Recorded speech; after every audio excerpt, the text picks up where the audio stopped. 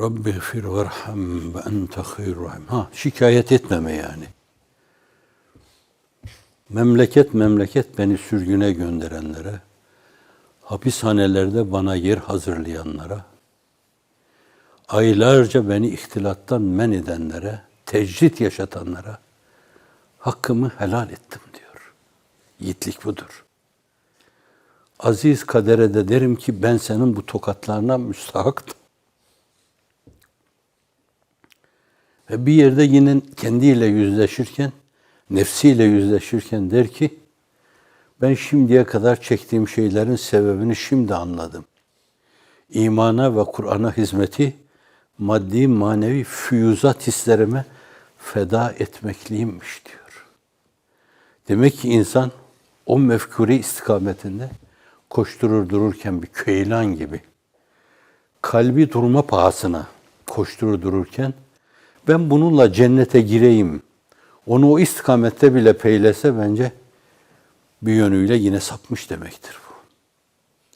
Onun dediği gibi gözümde ne cennet sevdası ne cehennem korkusu. Milletimin imanını selamette görürsem cehennemin alevleri içinde yanmaya razıyım. Çünkü vücudum yanarken gönlüm gül gülistan olur. Size bir mesaj. Cehennemin alevleri içinde yanmaya razıyım. Yol bu, yöntem bu. Bu da Necip Fazıl'dan. Gerisi angarya. Yüzüstü süründüğün yeter. Ayağa kalk. Sakarya. Milletin sembolü. Çünkü elinizde kalan bir o.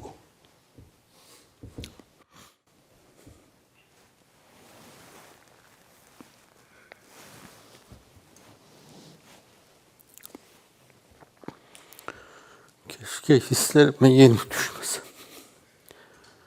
Konuşmam muazeneme de tesir ediyor bu.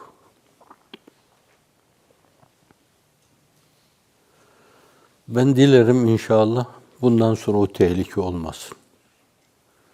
Fakat bu milletin ikbal yıldızı parlamaması adına sağımızda, solumuzda o kadar çok haşere var ki.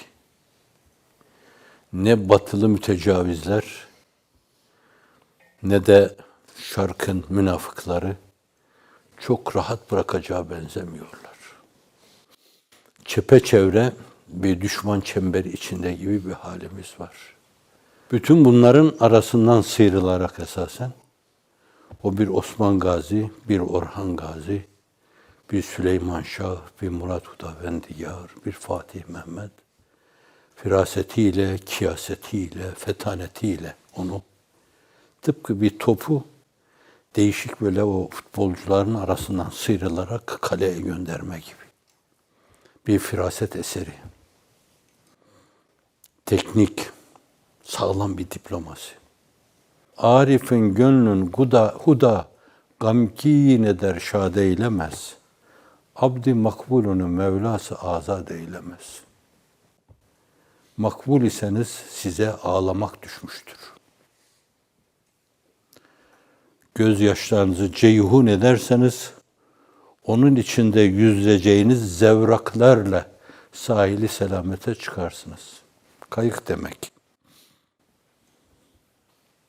Cahil yüzüyor, zevrak-ı zevk-ı sefada yapaşa. Arif geziyor, mihneti kahru belada.